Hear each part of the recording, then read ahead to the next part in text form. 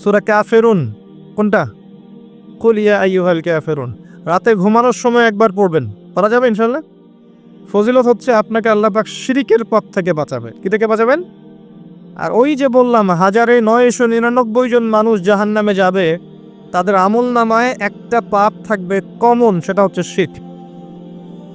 সেটা যে শিরক সেটা আমি এভাবে বুঝেছি যে আল্লাহ পাক সূরা নিসার মধ্যে বলেছেন, ইন্নাল্লাহা লা ইয়াগফিরু আন ইউশরাকা বিহি ওয়া ইয়াগফিরু মা দুনা যালিকা লিমান ইয়াশা।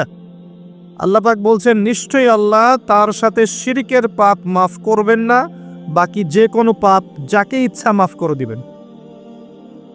আল্লাহ পাক তার সাথে শিরকের পাপ মাফ করবেন না যদি তওবা না করে মারা যান।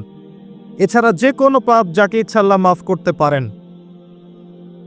তো যে মানুষগুলো জাহান্নামে যাচ্ছে 1999 জন, তাদের আমলনামায় কিসের পাপ থাকতে পারে? অন্য পাপ থাকলে তো আল্লাহ পাক মাফ করে দিতেন। নিঃসন্দেহে এখানে কিসের পাপ আছে? শিরকের পাপ আছে। আর এই শিরক নিয়ে অনেকদিন বলেছি, আরো একবার বলছি, 3 ভাবে শিরক হতে পারে। আপনার কথায় শিরক হতে পারে, আপনার কাজে শিরক হতে পারে, আপনার চিন্তা বা আকীদায় শিরক হতে পারে। কথায় হতে পারে, কাজে হতে পারে, চিন্তা বা আকীদায় হতে পারে। যেমন ধরেন, কেউ চিন্তা করছে, বিশ্বাস করে যে আল্লাহ ছাড়া কেউ তাকে পরকালে নাজাত দিতে পারে। কেউ চিন্তা করছে আল্লাহ ছাড়া কেউ সন্তান দিতে পারে, আল্লাহ ছাড়া কেউ ভালো মন্দের মালিক, আল্লাহ ছাড়া কেউ কল্যাণ অকল্যাণের মালিক। এরকম চিন্তা কারো আছে। আল্লাহ নাই, মহাবিশ্ব বিগ ব্যাং থেকে সৃষ্টি হয়েছে, আল্লাহ থেকে হয় নাই। আল্লাহ আছেন ভালো, আরও ইলা আছে। কারো চিন্তা এমন, এরকম চিন্তা হচ্ছে শিরকি চিন্তা, আকীদায় শিরক আছে। এই অবস্থায় মারা গেলে কোশ্চেন কেন জান্নাতে যাবে না। আমল করতে গিয়ে কেউ আমল করছে আল্লাহ ছাড়া অন্য কারো জন্য সেজদা করছে, আল্লাহ ছাড়া অন্য কাউকে দেখানোর জন্য নামাজ পড়ছে বা যে কোনো ইবাদত করছে, দিনের জ্ঞান অর্জন করছে দুনিয়া পাওয়ার জন্য। আল্লাহর হালালকে হারাম করে নিচ্ছে, আল্লাহর হারামকে হালাল করে নিচ্ছে। আল্লাহ ছাড়া অন্য কারো নামে কসম করছে, আল্লাহ ছাড়া অন্য কারো নামে নজর মানত করছে, আল্লাহ ছাড়া অন্য কারো জন্য সেজদা করছে, দোয়া করছে, ইত্যাদি ইত্যাদি। এইগুলো কাজের মধ্য দিয়ে সে শিরক করছে। কথা বুঝতে পারছে? কথার মধ্যেও মানুষ শিরক করে, যে তুমি না থাকলে আমি বাঁচতাম না, তোমার জন্যই সব হয়ে গেল। এই যে বলি তোমাকে ছাড়া বাঁচবো না, ভ্যালেন্টাইন্স অনেকে বলেছে তোমাকে ছাড়া আমি বাঁচবো না, শিরক। কথা বুঝতে পারেন নাই? ডাক্তারটা ভালো ছিল বিধায় আমার মাকে বাঁচানো গেছে,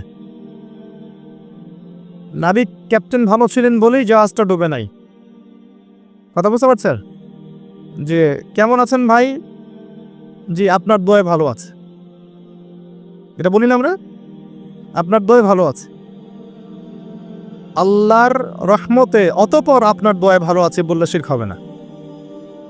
আল্লাহর রহমতে বা আল্লাহর ইচ্ছায় অতঃপর আপনার দোয়ায় ভালো আছে বললে শিরক হবে না ইনশাআল্লাহ। যদি বলেন আপনার দোয়াতেই ভালো আছে, শিরক হয়ে যেতে পারে।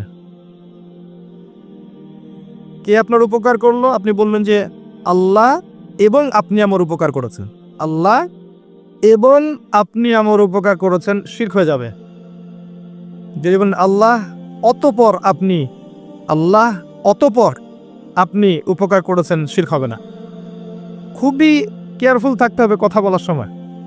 আর আমরা তো এখন রাশিফলে বিশ্বাস করি না? রাশিফল, টিয়া পাখি, কবিরাজ, তারপরে ভবিষ্যৎবাণী, কত কিছুতে বিশ্বাস করে। আমাদের আকীদা তো কবে নষ্ট হয়ে গেছে আমরা জানি না। তো কথায় 1 নম্বর কিসে? কথায়, 2 নম্বর কাজে, 3 নম্বর আকীদায়। এই 3 ভাবে শিরক হতে পারে। তো আল্লাহ পাক আমাদেরকে যাবতীয় শিরকের পাপ থেকে বাঁচিয়ে রাখুন। একটা বইয়ের নাম বলছি আমি, বইটা আপনারা যে কোনো বড় বড় লাইব্রেরিতে তো পাবেন ইনশাআল্লাহ। কিতাবুত তাওহীদ। কি নাম? কিতাবুত তাওহীদের অনেকগুলো ভার্সন আছে এবং অনেক বড় বড় স্কলার এই বইটাকে শারহ বা ব্যাখ্যা লিখেছেন। এখানে আপনি দেখবেন শিরকের বিভিন্ন ক্লাসিফিকেশন আছে, কি কি করলে শিরক হয়, কি কি বললে শিরক হয়, সব দেওয়া আছে। অনেকে হাতে আংটি পড়ে না রোগ ভালো হওয়ার জন্য, আংটি রোগ ভালো করে। অনেকে হাতে বালা পড়ে না, বালা, হাতে বিষ ব্যথা, বালা পড়লে ভালো হয়ে যায়, বিশ্বাসটা এরকম। কোমরে মাদুলি ঝুলায় না। এমনকি অনেকে দেখবেন যদি কেউ এই নিয়াতে গলায় তাবিজও দেয়, যে এ আমার রোগ ভালো করে দিবে, এই উদ্দেশ্যে যে আমার রোগ ভালো করে দিবে, তাও শিরক হবে। যদি তাবিজটা কোরআন দিয়েও লেখা হয়, কিন্তু আপনার বিশ্বাস যে এই আমার রোগ ভালো করবে, এই তাবিজ কি করবে? আমার রোগ ভালো করে দিবে, শিরক হয়ে যাবে। কোনো কিছু করার ক্ষমতা নাই। কার আছে ক্ষমতা? আল্লাহ। আল্লাহর মাধ্যম আপনি অবলম্বন করতে পারেন যে যেগুলো বৈধ। যেমন অসুস্থ হলে নবী সাল্লাল্লাহু আলাইহি ওয়াসাল্লাম চিকিৎসা করতে বলেছেন। কি করতে বলেছেন? আপনি চিকিৎসা করলে শিরক হবে না, কারণ আপনি চিকিৎসা করছেন সুন্নাহ উপর আমল করার স্বার্থে। নবী করিম সাল্লাল্লাহু আলাইহি ওয়াসাল্লাম চিকিৎসা করতে বলেছেন, আপনি চিকিৎসা করবেন। কিন্তু যদি বিশ্বাস রাখেন যে এই ওষুধ খেলেই রোগটা আমার ভালো হবে, এটাও শিরক হয়ে যাবে। খেলেই ভালো হবে এমন নয়, আল্লাহর হুকুম হলে পরে ভালো হবে ইনশাআল্লাহ। এমন অনেক রোগী আছেন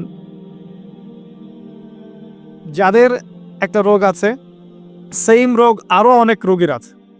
দেখবেন 50 জনের ভালো হয়েছে, বাকি 50 জনের ভালো হয় নাই। একই মূলনীতি মানলে বাকি 50 জনের কেন ভালো হবে না? কি সমস্যা? একই ওষুধ তো খেয়েছে। আল্লাহর কি লাগবে? হুকুম লাগবে। আল্লাহর হুকুম ছাড়া কাজ করবে না। আল্লাহর হুকুম ছাড়া প্রকৃতি নড়ে না। তো যে কথাটা বলতে এখানে আসলাম, যে সূরা কাফিরুন যদি আপনি তেলাওয়াত করেন ঘুমানোর আগে, আল্লাহ পাক আপনাকে শিরকের পাপ থেকে বাঁচিয়ে রাখবেন ইনশাআল্লাহ আযজা ওয়া জাল্লা। আর এটা সবচেয়ে বড় পাপ। ইন্নাশ শিরকা লাযুলমুন আযীম, শিরক সবচেয়ে বড় জুলুম। আর জুলুম কিয়ামতের মাঠে জুলুমাত হয়ে আসবে, অন্ধকার হয়ে আসবে। আল্লাহ পাক আমাদের সবাইকে শিরকের পাপ থেকে বাঁচিয়ে রাখুন, আল্লাহুম্মা আমিন। তো ভাই, তিলাওয়াতের কথা বলতে গিয়ে এতগুলো কথা এসেছি। আল্লাহর ওয়াস্তে কোরআন তেলাওয়াত করতে শেখেন, এবং কোরআন তেলাওয়াত করা শিখলে পরে আপনি হাদিসের বইগুলোও কিন্তু পড়তে পারবেন, যেগুলোতে জবরজের পেশ দেয়া আছে, এগুলো পড়তে পারবেন না? ইবারত যেগুলোতে দেয়া নাই সেগুলো হয়তো পড়তে পারবেন না। এখন অনেক প্রকাশনা বের হয়ে গেছে যেগুলোর মধ্যে জবরজের পেশ দেয়া আছে, নিচে অনুবাদও দেয়া আছে। আপনি চাইলে কিন্তু পড়তে পারবেন হাদিসের বইগুলো। মূল বই না, এগুলো হচ্ছে বিভিন্ন প্রকাশনার বই, এগুলো কিন্তু মূল হাদিসের বই নয়। আর মূল ইবারত না পড়া শিখলে আপনি বড় বড় বইগুলো পড়তে পারবেন না, এবং এই যে গবেষণামূলক যে পড়াশোনা, এটা করতে পারবেন না। এটা অনেক উঁচু লেভেলে পড়া। এর জন্য মাদ্রাসায় অনেক সময় দিতে হয়, আলেম ওলামার কাছে বছরের পর বছর বসে থেকে এগুলো শিখতে হয়। এটা পরের সাবজেক্ট। অ্যাটলিস্ট আপনি তেলাওয়াত করার জন্য যেটা প্রয়োজন সেটা শেখেন এবং নিয়মিত কোরআন তেলাওয়াত করেন। এটা আমার অনুরোধ। আল্লাহ পাক আপনাদের সবাইকে নিয়মিত কোরআন তেলাওয়াত করার তৌফিক দান করুন, আমিন। আমাকেও দান করুন, আমিন। এরপরে চেষ্টা করতে হবে অর্থটা বোঝার জন্য, এবং অর্থ বোঝার জন্য কয়েকটা অপশন আছে। একটা অপশন হচ্ছে আপনি আরবি ভাষা শিখলেন, নাহু সরফের বইগুলো পড়লেন, মাদ্রাসায় গেলেন, ওস্তাদদের কাছে পরামর্শ করে শিখলেন।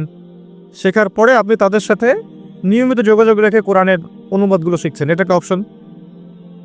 আর কারো এই সুযোগ নাই, হয়তো জেনারেল লাইন দীর্ঘদিন পড়াশোনা করেছেন, এখানে যাওয়ারও সুযোগ নাই, তাদের জন্য অপশন হচ্ছে বিশুদ্ধ কোনো তাফসিরের বই নেন। আপনি যে তাফসিরটাকে বা অনুবাদটাকে, বঙ্গানুবাদকে বিশুদ্ধ মনে করছেন, যেটা আপনার কাছে ভালো মনে হয়, সেটাই কেনেন। কিনে প্রতিদিন 10টা 20টা 30টা করে আয়াতের অর্থগুলো দেখেন। অ্যাটলিস্ট অর্থগুলো দেখেন। আমি বলছি না যে অর্থগুলো জানলে আপনি মুফতি হয়ে যাবেন, ব্যাপারটা এমন নয়। শুধু জানার জন্য দেখেন যে আল্লাহ পাক সেখানে কি বলেছেন। অর্থটা না বুঝলে আপনি কোরআনের মূল মেসেজটা পাবেন না, এবং অর্থ বুঝতে গিয়ে আপনি অনেক কিছুই বুঝবেন না। তখন সরাসরি আলেমদের কাছে আসবেন, জিজ্ঞাসা করে জেনে নেবেন। পারা যাবে ইনশাল্লাহ। ইনশাল্লাহ তাফসিরে জালালাইন আছে, মাআরিফুল কোরআন আছে, তাফসির ইবনে কাসির আছে। যেটা আপনার কাছে ভালো মনে হয় কিনেন, বা একাধিক তাফসির কিনেন, বাসায় নিয়মিত একটু পড়াশোনা করেন।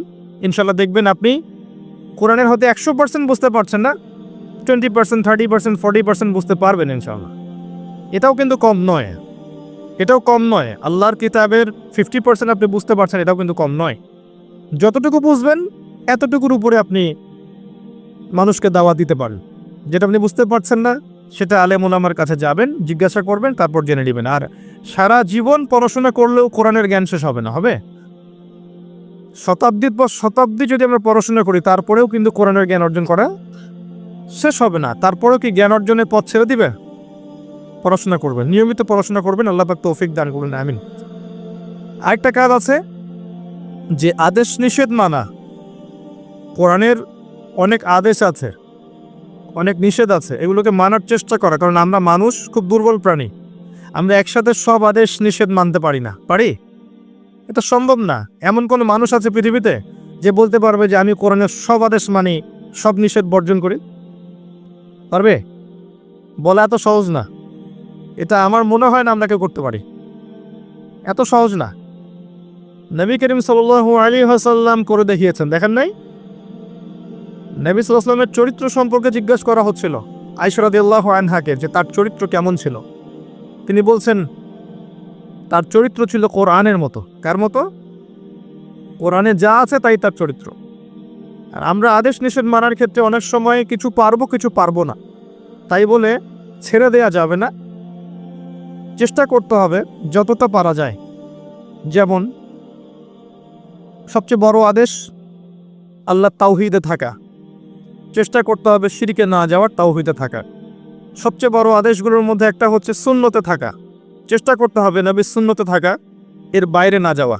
যদি চলে যাই তওবা করে ফিরে আসা। অনেক বড় আদেশ হালাল খাওয়া, চেষ্টা করতে হবে হালাল খেতে।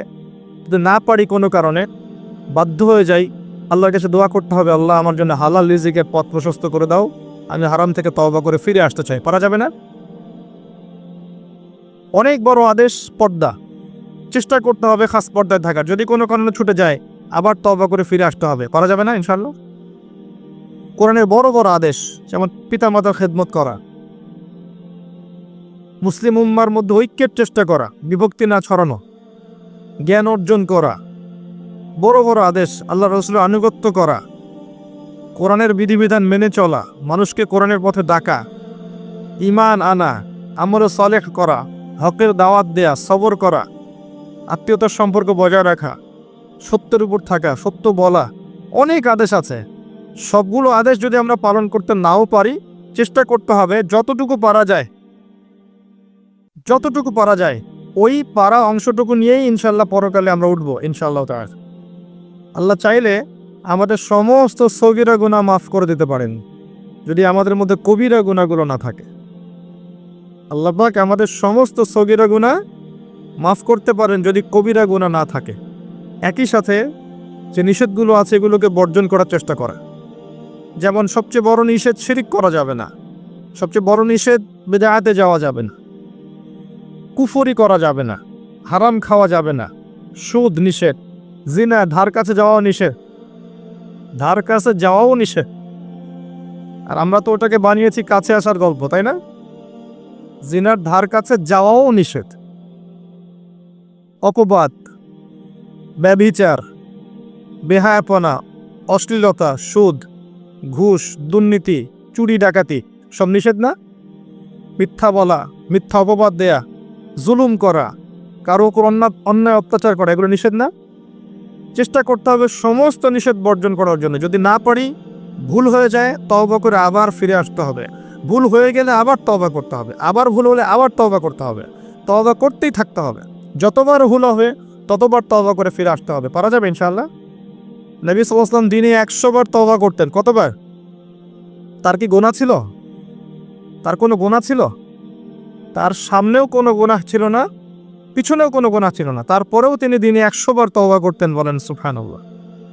আমরা দিনে 100 বার পড়তে পারি না আস্তাগফিরুল্লাহ ওয়া আতুবু ইলাইহি? পারা যাবে না? কতক্ষণ সময় লাগবে পড়তে?